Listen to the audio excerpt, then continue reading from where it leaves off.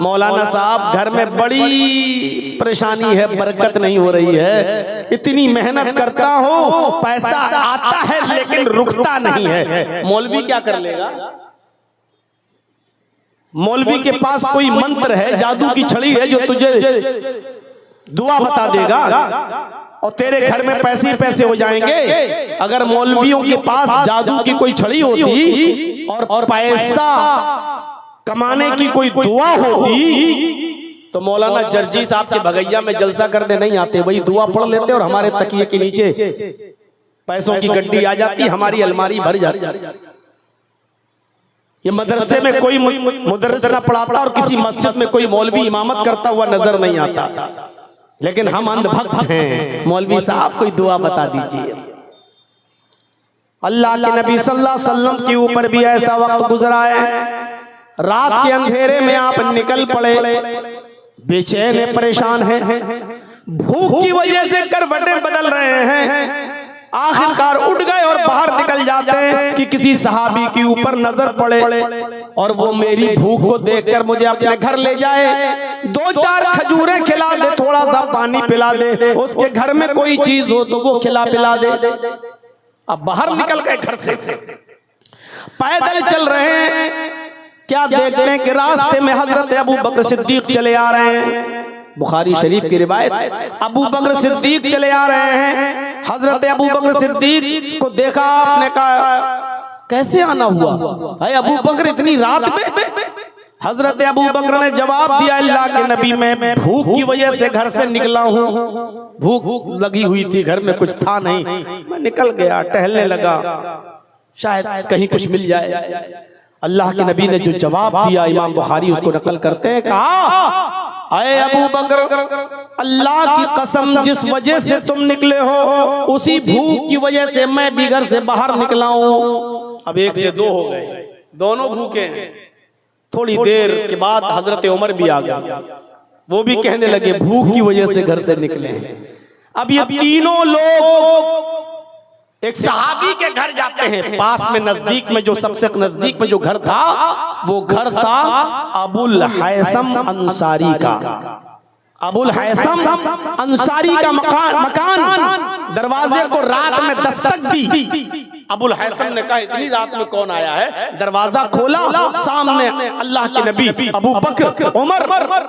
कहा अल्हम्दुलिल्लाह, माशा अल्लाह, इतने अच्छे मेहमान रात में, वो भी हमारे घर पर, आइए तशरीफ लाइए। अभी रात के 2 बजे हम अचानक पहुंच जाएं आपके घर में, पसीने आ जाएंगे। रात में अचानक बिना बताए हुए, आजकल तो जमाना अच्छा ना, फोन कर दिया, हाँ तो ठीक है, हमारे पहुंचने से पहले बन गया, बल्कि कह भी देते हैं बस पहुंच जाऊंगा रात में 1 बजे तक इंशाल्लाह, हाँ थोड़ा सा खाना वाना बना लीजिएगा, इशारा होता है कि थोड़ा सा अच्छा। ये वहां ना मोबाइल का जमाना ना फोन का जमाना, अचानक और चेहरे पे खुशी मेजबान के, आइए कितने अच्छे मेहमान। आज तो आपका चेहरा उतर जाएगा और आपसे ज्यादा आपकी बीवी का चेहरा उतर जाएगा। एक कमीना रात ही को टपकने को था, अब किचन में जाऊं, रोटी बनाऊं, किचन में जाऊं, चावल उबालूं, भूखा चला आया, रात ही में आने को था। ये तीनों ने अपनी वजह बताई कि भूखे हैं हम लोग। आया अबुल हैसम, अगर तुम्हारे पास कुछ हो, जो भी घर में, तकल्लुफ नहीं, जो भी हो रख दो, और नहीं है तो कोई बात नहीं। कहा ठीक है। बगीचे में गए, खजूर का एक खोशा तोड़ कर लाए, कच्ची पक्की हर किस्म की खजूरें उसमें थी। अंधेरे में जैसे हाथ में लगी ले आए, आए अल्लाह के नबी आप और आपके सहाबा इसको खाएं, मैं अभी आ रहा हूं। और गए और बकरी का 1 साल का बच्चा, 1 साल का बकरी का बच्चा उसको लिया और ज़िबह कर दिया। 3 लोग और पूरी बकरी उन्होंने ज़िबह कर दी, बकरी का 1 साल का बच्चा।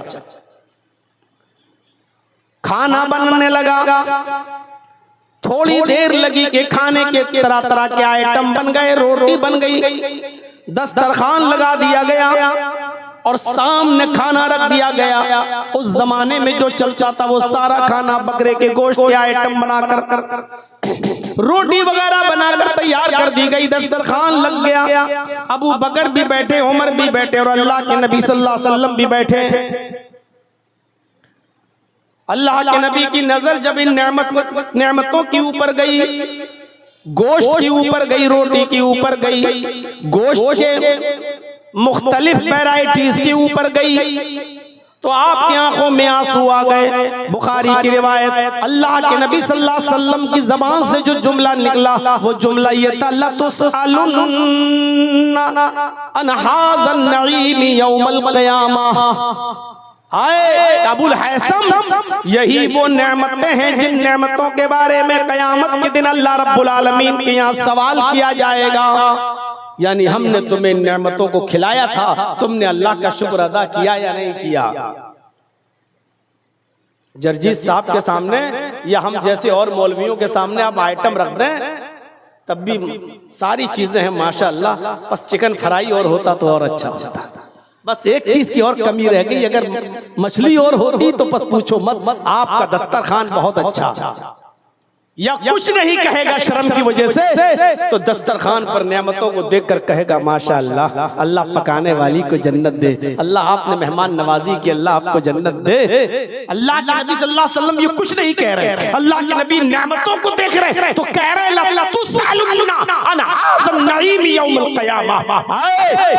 अबुल हैसम, क़यामत के दिन इन नेमतों के बारे में सवाल होगा। अल्लाह ने खिलाया, तुमने शुक्र अदा किया कि नहीं किया। और उसके बाद का मंजर देखिएगा मेरे साथियों, एक रोटी उठाई और उस रोटी के ऊपर सिर्फ गोश्त की 2 बोटियां रखी। एक रोटी और उस रोटी के ऊपर गोश्त की 2 बोटियां रखी। अल्लाह की कसम जर्जीस को नहीं मालूम कि उस रोटी का साइज क्या हो, हमें नहीं मालूम। उस जमाने में छोटी रोटी चलती थी कि बड़ी, हमें नहीं मालूम। आप हमारे यूपी में आ जाएं तो कानपुर से उधर जितना जाएंगे, इटावा, अलीगढ़, गाजियाबाद, बरेली, पीलीभीत, इस तरफ जितना जाएंगे तो आपको रोटी बड़ी मिलेगी, बड़ी रोटी बनती हुई मिलेगी। और इटावा से इस तरफ जितना आएंगे आप, कानपुर, लखनऊ और सीता, इस साइड में जब आप आएंगे, हरदोई वगैरह, सीतापुर, इस साइड में जब आप आएंगे बनारस वगैरह में, तो यहाँ रोटी आपको छोटी बनती हुई मिलेगी, छोटी छोटी। आपके बिहार में भी छोटी रोटियों का चलन है, छोटी रोटी बनती है। बंगाल के अंदर भी यही चलन है, छोटी रोटी बनती है। लेकिन अल्लाह के नबी ने जो रोटी उठाई उसका साइज नहीं मालूम, सिर्फ ये लफ्ज आया है कि एक रोटी उठाई और उस रोटी के ऊपर 2 बोटियां रखी गोश्त की, और ऐसे मोड़ दिया और अबुल हैसम को दिया। क्या अबुल हैसम लिए लो, पकड़ो, और इस रोटी को जिसमें 2 बोटियां हैं ये मेरे घर ले जाओ और मेरी बेटी फातिमा को पहुंचा दो। आज तकरीबन 15 दिन हो गए मेरी बेटी को भी गोश्त नसीब नहीं हुआ, आज 15 दिन हो गए मेरे घर में भी चूल्हा नहीं जला। ये रोटी और ये गोश्त का थोड़ा सा सालन आज मेरी बेटी भी खा लेगी, जाओ ले जाओ। अबुल हैसम अंदर गए, कहा बीवी, अल्लाह के नबी ने एक रोटी दी और 2 बोटियों का फातिमा को पहुंचा दो। इस रोटी में और गोश्त इन 2 बोटियों में फातिमा का क्या हो जाएगा? तुम बर्तन तैयार कर दो, टिफिन तैयार कर दो। उनकी बीवी ने रोटियां, कई रोटियां रख दी और गोश्त का पूरा प्याला भर दिया।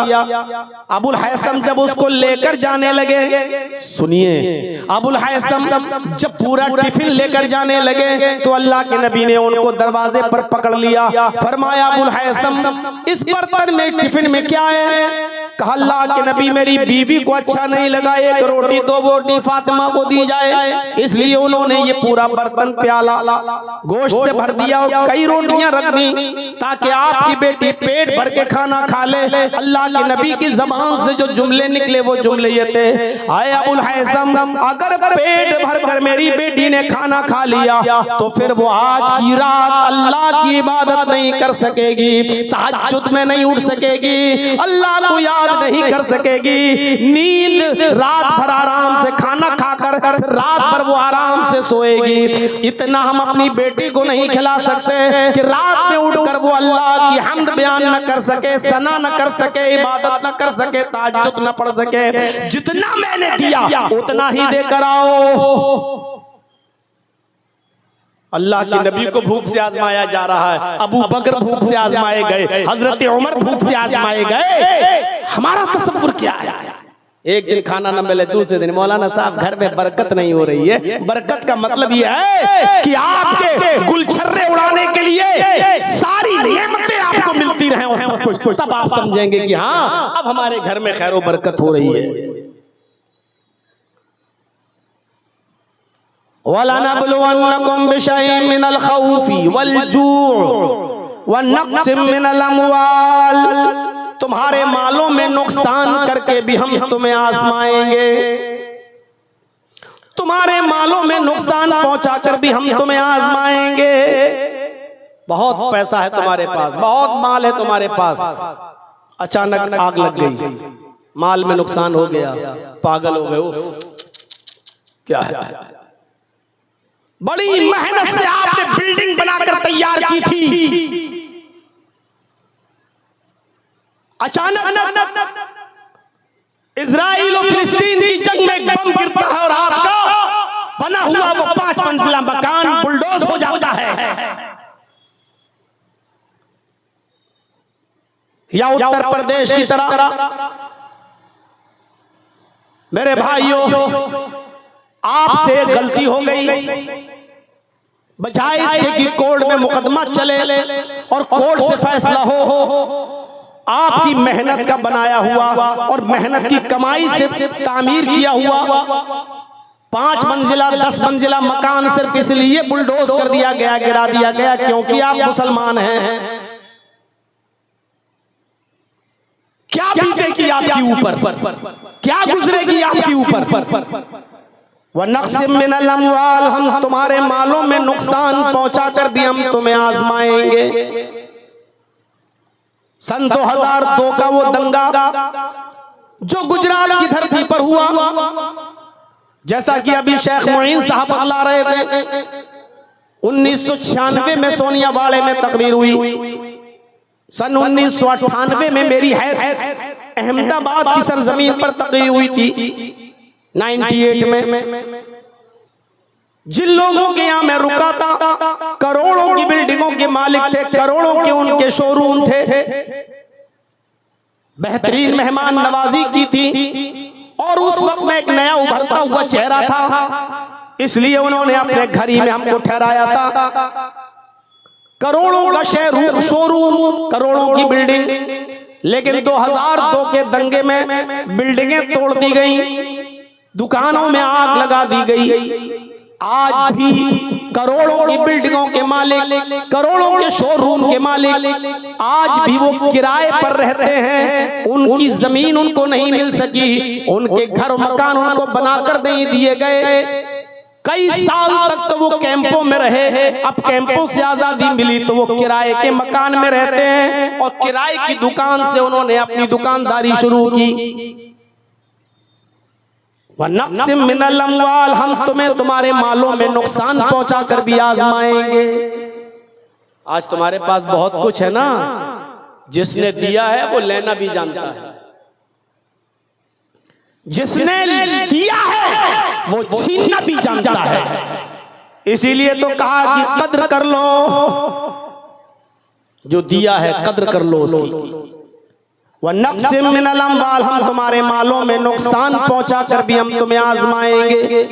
वल अनफुस, तुम्हारी जानें लेकर भी हम तुम्हें आजमाएंगे।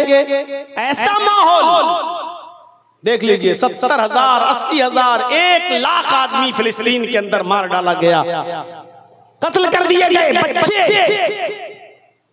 औरतें, जवान, मर्द, बूढ़े सब टोटल गिनती जो बताई जा रही है 70,000, ये तो मीडिया रिपोर्ट है। अंदरूनी रिपोर्ट लाख से भी कहीं ऊपर। सुन रहे हैं? हम तुम्हारी जानें लेकर भी आजमाएंगे। बहुत मोहब्बत है बच्चे से तुम्हें, बच्चे का इंतकाल हो गया, अल्लाह ने ले लिया, अब आप रोएंगे। हम जान लेकर भी आजमाएंगे। बड़ी खिदमत करती थी आपकी बीवी, अचानक हार्ट अटैक हुआ, बीवी मर गई। कितना बड़ा सदमा पहुंचा आपको। हम जाने लेकर भी आजमाएंगे। वल अनफुस वस्समरात, समरात में सारी चीजें आ गई। वैसे तो अनाज, उस दौर में अनाज और गल्ले का कारोबार होता था, इसलिए आयत नाजिल हुई। इसमें हर बिजनेस शामिल है। जो आदमी जो बिजनेस करता है, खेती बाड़ी, अनाज, गल्ला, चावल का या धान का, फल फ्रूट पैदा हो रहे हैं, आम के बागात हैं, लीची के बागात हैं, या आप और कोई बिजनेस करते हैं, कारोबार करते हैं कपड़े का, हम तुम्हें तुम्हारे कारोबार को चौपट करके, तुम्हारा कारोबार बर्बाद करके भी हम तुम्हें आजमाएंगे। कितनी चीजें बताई, खौफ डालकर भी आजमाएंगे, भूखा मार कर भी। सन 2014 में मैं हज करने के लिए गया था सऊदी अरब, अपनी माँ को और अपने बाप को लेकर। शेख असगर साहब और मौलाना हारून साहब भी हमारे साथ थे। सऊदी अरब की सरजमीन पर एक फिलिस्तीनी आदमी नमाज के बाद इमाम हरम से सवाल करता है। इमाम हरम से सवाल करता है फिलिस्तीनी नौजवान, और उसके सवाल का मफहूम यह था कि इमाम मोहतरम, हम लोग फिलिस्तीन में रहते हैं, हालात बड़े खराब हैं, कभी कभी खाना वक्त पे नहीं मिलता और कभी कभी तो घर में पीने के लिए पानी भी नहीं होता। इमाम मोहतरम, अगर हमारे घर में खाने के लिए खजूर भी ना हो और पीने के लिए पानी भी ना हो, सुबह में एक घूंट पानी भी ना पी सके, पानी भी ना हो, तो क्या मैं नियत से सहरी की नियत, सहरी रोजे की नियत क्या मैं कर सकता हूँ? यानी नियत से रोजा रख सकता हूँ। सहरी करने की नियत है लेकिन सहरी है ही नहीं, खाना नहीं है मेरे पास, पानी नहीं है, तो क्या सिर्फ इतना सोच लूं कि मैं रोजे से हूं तो बिना खाए पिए क्या इस नियत से रोजा हो जाएगा? इमाम हरम के आंखों में आंसू थे और उस नौजवान को कहा कि बिल्कुल इंशाअल्लाह तुम्हारा रोजा अल्लाह रब्बुल आलमीन के यहाँ कबूल हो जाएगा। सारे आमाल का दारो मदार नियत ही पर है। उस नौजवान ने फिर एक और सवाल